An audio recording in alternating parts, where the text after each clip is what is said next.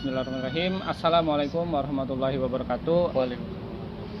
Selamat datang di Kopi Komentar Pintar, yang dimana kita akan membahas berita-berita yang sedang hangat dan mengomentarinya dengan pintar. Untuk hari ini ada berita apa nih, Bang Lalan? Banyak nih. Apa tuh? Cuman yang lagi trending nih. Sambil ngopi ya? Yoi, sambil ngopi dah, boleh dah, bebas. Cuman yang lagi trending nih, brother, ya kan? Apa tuh? Tentang pinjol nih. Oh, pinjol. Kenapa pinjol? Bahaya banget. Bikin nyekek warga, bikin nyekek masyarakat resah. Berita dari CNN. Berita dari CNN nih saya bacain ya. Oke. Ya kan? Direktur Reserse Kriminal Khusus Polda Jawa Barat Kombes Pol Arif Rahman menyebut Anda korban pinjaman online ilegal nih, tapi nih ya kan, pinjaman online ilegal yang harus membayar bunga dengan angka fantastik. Buset, minjemnya cuman Berapa? 5 juta. 5 juta. Ya kan? Tapi bayarnya itu sampai 80 juta. Terus? Itu bagaimana itu? Maksudnya minjem 5 juta, bayar 80 juta. Itu bunga apaan? Nah, legal ya. Ilegal. Jadi di apa namanya, ada tiga sebab orang minjam ke pinjaman online. Yang pertama karena hero itu biasanya seorang bapak yang apa namanya meminjam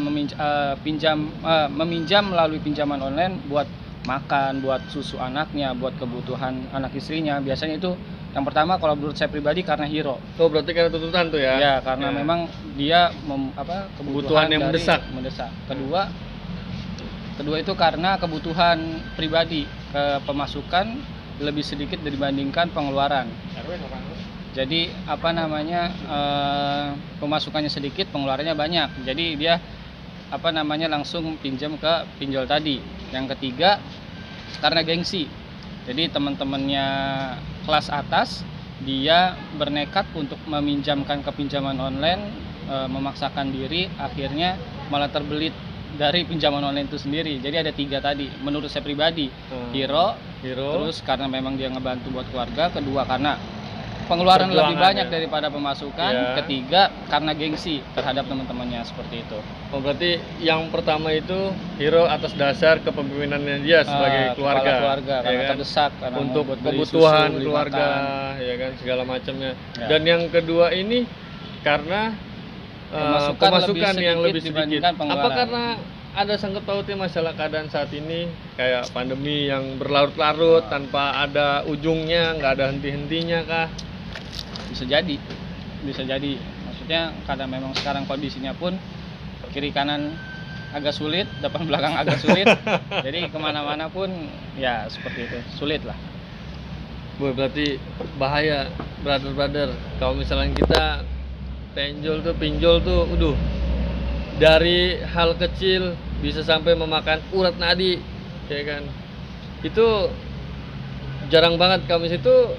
Cara solusinya bagaimana biasanya kami itu? Kalau di Al-Quran sendiri, bahkan di surat Al-Baqarah, surat terpanjang itu justru isinya itu kebanyakan perjanjian atau tentang hutang piutang. Jadi di situ dijelaskan kalau misalnya kita berhutang atau kita menghutangi, itu yang pertama dicatat atau ada pencatatan lah di situ. Di surat Al-Baqarah kalau nggak salah di ayat 282.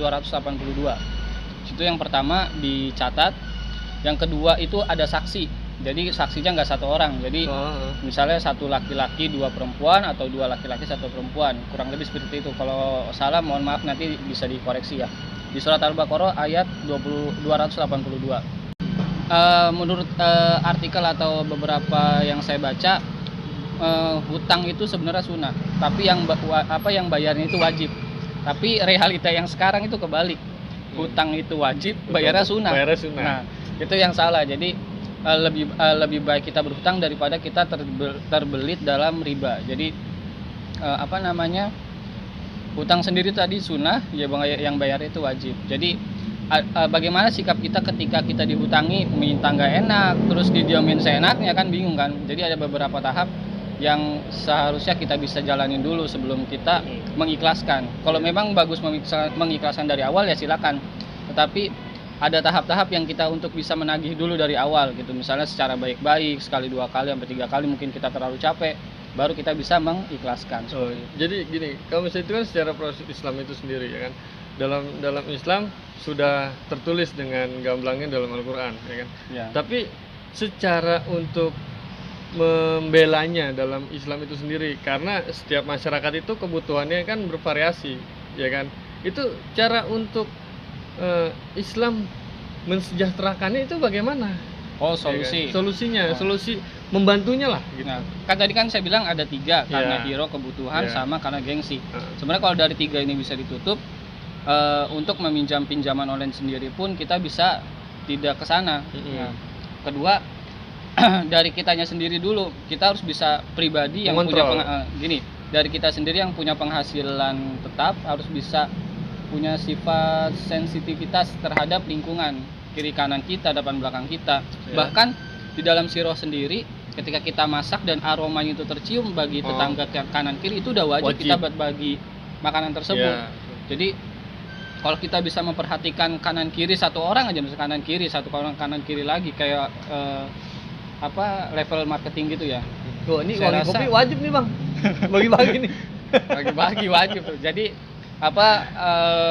kewajiban kita untuk membantu kanan kiri. Terus kedua, kalau bisa buat pinjol itu sendiri kita tidak ke sana, maksudnya si saudara atau mungkin teman-teman yang meminta tolongnya jangan sampai terjerumus dalam pinjol itu tadi. Karena yang tadi kan ada beberapa bahkan yang sampai disamperin sama dari polisi ya, karena memang ilegal ya. Jadi ilegal betul. Ya itu sendiri, jadi nggak ada, bisa berlipat-lipat keuntungannya, bahkan sampai ada yang 80 mati juta, bunuh diri dan sebagainya. Bahkan data-data informasi pribadinya pun disebarluaskan. Jadi tidak tersaring seperti itu.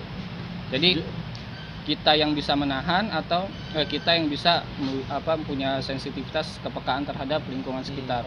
Saya rasa kalau misalnya itu satu orang terus satu orang lagi dan sebagainya, kita bisa saling membantu. Makanya Islam satu dengan Islam yang lainnya sebagaikan saudara. Itu makanya tadi saling menguatkan ya. Kurang lebih seperti itu. Wallahu a'lam bishawab. Bisa salah, bisa benar. Wallahu a'lam bishawab. Oke, saudara-saudaraku sekalian, sangat bahayanya berarti kalau misalnya untuk kita tergiur dalam pinjaman online itu sendiri. Bahkan ada solusinya dalam Islam itu sendiri. Bagaimana caranya kita untuk menyikapi dan mengontrol diri kita dalam setiap kebutuhan, problematika kehidupan ya kan. Itu jangan selalu mengambil jalan yang sempit ya kan. Ada proses-prosesnya. Sebenarnya ada opsi-opsi lain yang sebenarnya kita bisa memilih, tapi terkadang udah mentok terus ngambil jalan pintas. Dan kita yang punya penghasilan, yang kita teman-teman yang punya kebutuhan pendapatan yang lebih, seharusnya bisa lebih peka terhadap lingkungan sekitar. Mungkin kita nggak punya penghasilan nih, tapi kita punya daya bicara atau kita punya ide yang bisa mengumpulkan orang yang punya banyak uang untuk bisa memberikan kepada orang lain gitu. Jadi bukan hanya mentok di harta, tapi kita punya kemampuan untuk mengumpulkan orang untuk membantu orang lain. Oke. Sangat puas banget ya Allah bisa dalam paparannya untuk saudara kita nih ya kan. Jadi ya untuk saat ini kawan-kawan ya kan, berita yang terhangat, yang ter-up to date. Nanti di lain kesempatan kita akan mengulas lagi berita yang akan lebih hot lagi, yang lebih tren lagi, dan bagaimana cara solusinya untuk menjabarkannya biar tidak terjerumus dalam kesalahan dan kemaksiatan. Oke. Wassalamualaikum warahmatullahi wabarakatuh.